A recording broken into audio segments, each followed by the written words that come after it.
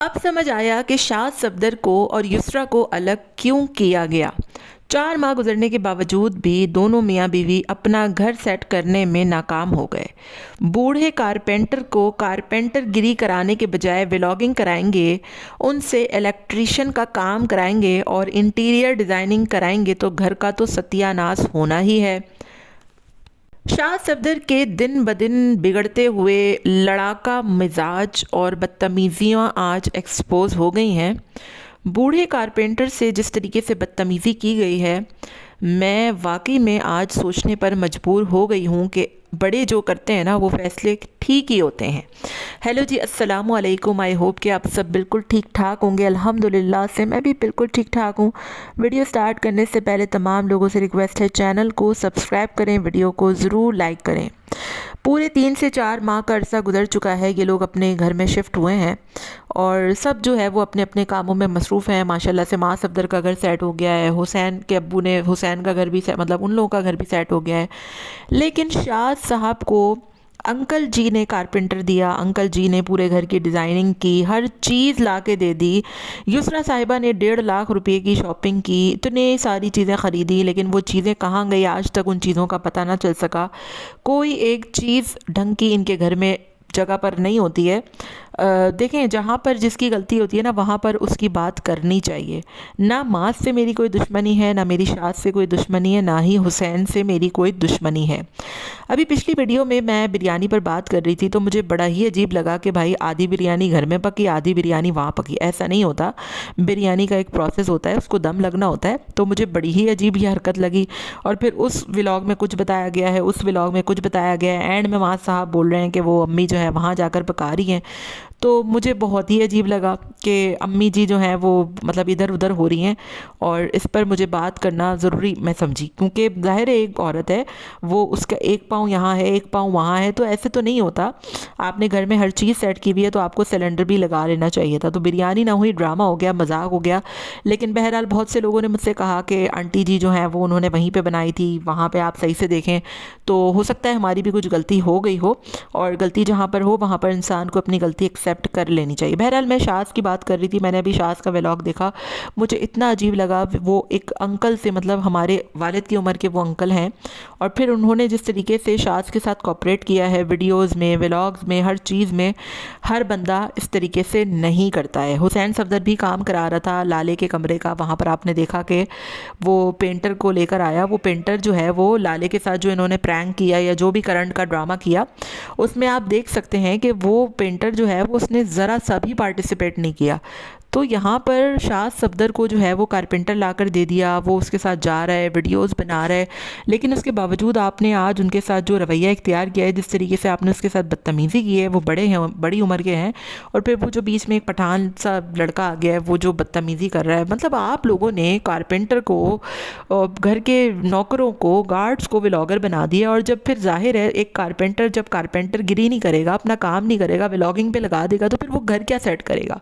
इतना बुरा इन लोगों का इस वक्त घर लग रहा है ना, हर तरफ तार ही तार बिखरे हुए हैं, अजीब, कोई किसी किस्म की सेंस नहीं है, कोई किसी किस्म का जो है वो कोई चीज़ किसी से सूट नहीं कर रही। मुझे तो आज शदीद किस्म का गुस्सा आया इन दोनों मियाँ बीवी पर। युसरा साहिबा आंखें मटकाते मटकाते नहीं थकती हैं, इंग्लिश बोलते बोलते नहीं थकती हैं, टूटी फूटी अजीब ही हाल है, मतलब हाल का बेहाल है, समझ से बाहर है। और फिर शास का जो मिजाज है ना वो इतना ज़्यादा आजकल जो है वो बिगड़ चुका है, वो किसी को सीधे मुँह जवाब नहीं देता, वो किसी से सीधे मुँह बात नहीं करता, वो हर वक्त सबसे बदतमीज़ियाँ कर रहा होता है। और युसरा भी जो है वो यही वजह है कि शास के रवैये की वजह से, कि शास इतना कोई मतलब सुस्त किस्म का आदमी है, शायद उसके साथ रह कर वो बिल्कुल ही अजीब हो गई है। वरना वो बच्ची बहुत अच्छी थी शुरू शुरू में जब वो आई थी, उसका रहन सहन, रवैया, ज़ाहिर है एक ऐसे बंदे के साथ रहना कोई आसान बात तो नहीं होती है कि जिसके अंदर कोई रिस्पॉन्सिबिलिटी नाम की चीज़ ना हो, जो इंतहा का सुस्त आदमी हो, जिसके अंदर कोई किसी किस्म का सेंस ना हो। और शायद यही वजह है कि माज ने इस बंदे का नाम एटीट्यूड बॉय रखा है, क्योंकि इसके अंदर एटीट्यूड बहुत है, और जो कि अब हमें नज़र भी आ रहा है। तो मैंने जहाँ जहाँ पर इसका साथ बनता था मैंने वहाँ इसके लिए वीडियो भी बहुत बनाई, इसका साथ भी बहुत दिया, लेकिन जो चीज़ आपको गलत लगेगी तो उस पर आपको बोलना बनता है और यही फेयर रिएक्शन भी होता है। तो अंकल जी का ये जो फ़ैसला था घर में सबको अलग करने का, आज मुझे समझ में आता है कि वाकई में अंकल ने जो बड़े सोचते हैं ना वो सही ही सोचते हैं, और उसके पीछे जो है वो एक बहुत बड़ी जो है वो एक चीज़ होती है, क्योंकि उनको पता है कि ये जो शाद साहब है उनके अंदर रिस्पॉन्सिबिलिटी नाम की कोई चीज़ नहीं है, वो जिम्मेदारी कुछ उठाता नहीं है, दोस्तों में घूमता घुमाता है, लड़ना, तेज़ गाड़ी चलाना, यही सारा कुछ है। और माज जो है वो जैसे तैसे करके कुछ ना कुछ कर ही लेगा, ठीक है। लेकिन शाद साहब जो हैं वो फाइनेंशियली भी और वैसे भी, अब देखें ना आप व्लॉग में कितनी डंडियाँ मारता है ये, 3 दिन आता है 1 दिन आता है, 3 दिन गायब होता है 1 दिन आता है। तो ये सारी चीज़ें, और फिर घर देख लें, घर हमारे सामने चलती फिरती मिसाल है कि 3-4 महीने हो गए घर का कोई सेट होके ही नहीं दे रहा है। हालांकि ज़रूरी नहीं था कि आप कारपेंटर को बुला के ये सारा कुछ कराएं, आप नॉर्मली कुछ चीज़ों को लाकर भी उसको अच्छे तरीके से सेट करवा सकते थे। जो चीज़ें अंकल ने आपको लाकर दी गिफ्ट के तौर पे, जो चीज़ें युसरा ने मंगवाई, उन चीज़ों का कोई ठिकाना नहीं है। सोफ़े, मतलब एक घर में 5 दफ़ा तो ये लोग सोफ़े बदल चुके हैं, टेबल का कलर बदल चुके हैं। फिर आज जो कुछ सारा तमाशा हुआ, अंकल ने आपको इतना अच्छा कारपेंटर, इतना अच्छा जो है वो महारत रखने वाला बंदा ला के दिया, उसको भी आप बजाय उससे काम करवाने के उसको आपने दूसरी चीज़ों में लगा दिया है। तो मुझे ये बहुत ही अजीब लगा, और अब मैं वाकई में ये कहने पर मजबूर हो चुकी हूँ कि शाज़ और युसरा के साथ जो हुआ बहुत अच्छा हुआ। इनकी जो रियलिटी है ना वो सामने आ गई कि ये लोग बिल्कुल रिस्पॉन्सिबल नहीं है, कुछ करने के ये लोग काबिल नहीं है। दूसरी तरफ बात करूँगी माँ साहब की बर्थडे, मतलब माँ साहब के बेटे की बर्थडे के हवाले से, कि अगर वाकई में सबा का चिल्ला था और अभी डेज़ मुकम्मल हुए ही नहीं हैं, तो फिर क्या ज़रूरत थी आपको इतना बड़ा जो है वो सेटअप लगाने की और इतने गिफ्ट बटोरने की। हर सालगिरह क्या बच्चे की इस तरीके से ज़रूरी है बनाना कि इतना बड़ा जो है वो सेटअप लगाएं? आपको तो हर चीज़ प्रमोशन की मिल जाती है, केक हो गया, सेटअप हो गया, हर चीज़ हो गई, लेकिन ज़रूरी नहीं है कि देखने वाला भी जो है वो इस तरीके की चीज़ों को अफोर्ड कर सके। तो कभी कभी सिंप्लिसिटी भी इख्तियार करनी चाहिए इंसान को।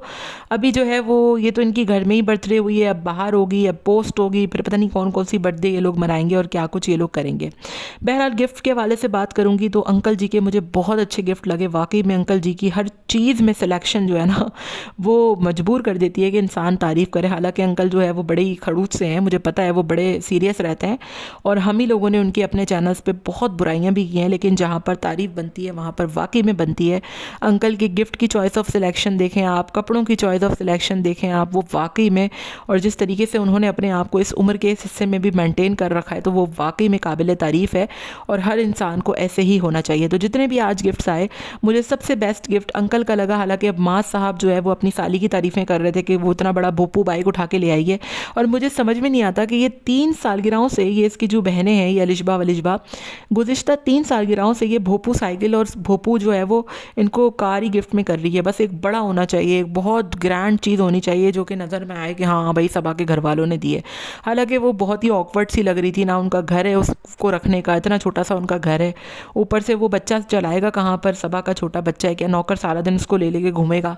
तो एज अ मतलब टोडलर और 3 साल की उम्र के बच्चे के लिए अंकल ने जो गिफ्ट दिए ना वो बहुत अच्छे थे, और माँ साहब को चाहिए था कि बजाय अपनी सालियों के गिफ्ट की तारीफ़ करने के वो उन गिफ्ट की तारीफ़ करते जो कि अब्बू लेकर आए। बहुत यूनिक थे, बहुत अच्छे लग रहे थे और बहुत मज़ा आ रहा था, और बच्चा भी उन्हीं चीज़ों को लेकर ज़्यादा इंजॉय भी कर रहा था।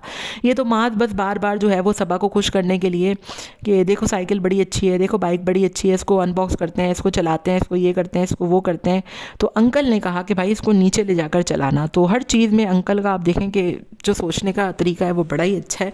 और आज आप लोग भी बोल रहे होंगे कि मुझे क्या हो गया कि मैं अंकल की इतनी तारीफ़ें कर रही हूँ।